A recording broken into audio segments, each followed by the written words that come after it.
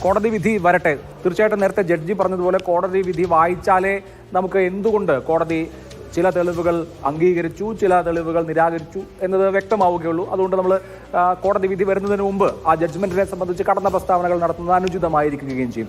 ഈ കേസിനെ സംബന്ധിച്ചിട്ടുള്ള സാധ്യതകൾ എന്തൊക്കെയാണ്? നമ്മൾ എപ്പോഴും പറയുന്ന ഒരു കാര്യം, ഇന്ത്യയിൽ ഗൂഢാലോചന കേസ് തെളിയിക്കുക എന്നുള്ളത് ഏറെക്കുറെ അസാധ്യമാണ് എന്നുള്ളതാണ്. ഇപ്പോൾ മഹാത്മാഗാന്ധിയുടെ കൊലപാതകം, അതിൽ നേരിട്ട് പങ്കെടുത്ത ആളുകളെയാണ് ശിക്ഷിച്ചത്. ഗൂഢാലോചന നടത്തിയ ആളുകളെ ഗൂഢാലോചന നടത്തി എന്ന് തെളിയിക്കാൻ കോടതി മുമ്പാകെ കഴിഞ്ഞില്ല, വെറുതെ വിട്ടു. ഇങ്ങനെ ഏറ്റവും പ്രമാദമായ കേസ് ഇന്ത്യയിൽ അതാണല്ലോ.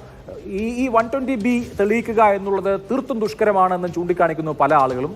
ഈ കേസിനെ സംബന്ധിച്ച് പുറത്തൊരാൾ ഗൂഢാലോചന നടത്തി കൊട്ടേഷൻ കൊടുത്തു എന്ന കാര്യം തെളിയിക്കണമെങ്കിൽ ഇനി എന്ത് മെറ്റീരിയൽ ആവശ്യം വരും? അദ്ദേഹം മഹാത്മാഗാന്ധിയുടെ കാലം മുതൽ പറഞ്ഞുകൊണ്ടാണ് പറയുന്നത്. അതായത് ഇക്കാലത്ത് ഒരു പക്ഷേ ഈ ഇലക്ട്രോണിക് എവിഡൻസ് എന്ന് പറയുന്ന സാധനം, ഇലക്ട്രോണിക് ഫിംഗർ പ്രിൻറ്റ്സ് പലപ്പോഴും ഗൂഢാലോചനയൊക്കെ പ്രൂവ് ചെയ്യാൻ വേണ്ടിയിട്ട് വളരെ സഹായകരമാകാറുണ്ട്.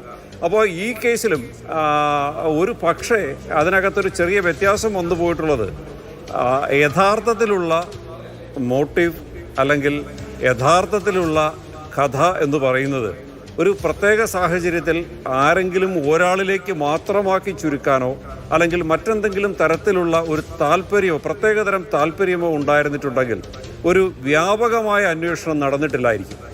കാരണം ഞാൻ പറയുന്നതിന് ഒരു കാര്യം കൂടിയുണ്ട്. അതായത് ബാലചന്ദ്രകുമാർ എന്ന് പറയുന്ന നമ്മളെല്ലാം വിശ്വസിക്കുന്ന ഏറ്റവും ബെസ്റ്റ് വിറ്റ്നസ് എന്തുകൊണ്ടാണ് പ്രോസിക്യൂഷൻ്റെ കണ്ണിൽ അല്ലെങ്കിൽ ഇൻവെസ്റ്റിഗേഷൻ ഓഫീസേഴ്സിൻ്റെ കണ്ണിൽ ആദ്യം പെടാതെ പോയത്? അതായത് ഒരു വിശദമായ അന്വേഷണമല്ല, ഒരു പ്രത്യേകതരം അന്വേഷണമാണ് നടത്തിയിരുന്നത്. അപ്പോൾ അതിൻ്റെ ഭാഗമായി പ്രത്യേക തരത്തിലുള്ള എവിഡൻസ് കളക്ഷൻ ആയിരുന്നിട്ടുണ്ടാവണം നടന്നിരുന്നത്.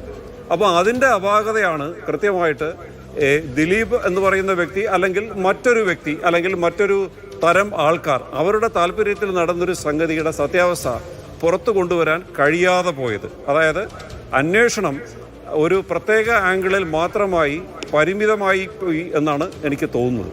അതല്ല എന്നുണ്ടെങ്കിൽ ഇത്തരത്തിലുള്ള ഒരു കുറ്റകൃത്യം നമ്മളെല്ലാം മനസ്സിലാക്കുന്നത് പോലെ ഇയാൾ ഇങ്ങനെ ചെയ്യേണ്ട കാര്യമില്ല. കൃത്യമായി ഒരു ഉദ്ദേശമുണ്ട്.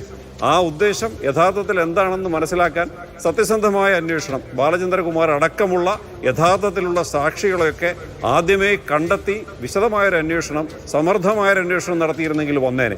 ഇതിൽ വരുന്ന എല്ലാ വീഴ്ചകൾക്കും ഉത്തരവാദി ഇനിഷ്യൽ ഇൻവെസ്റ്റിഗേഷൻ സ്റ്റേജിലുള്ള ഇൻവെസ്റ്റിഗേറ്റിംഗ് ഓഫീസേഴ്സ് മാത്രമാണ്.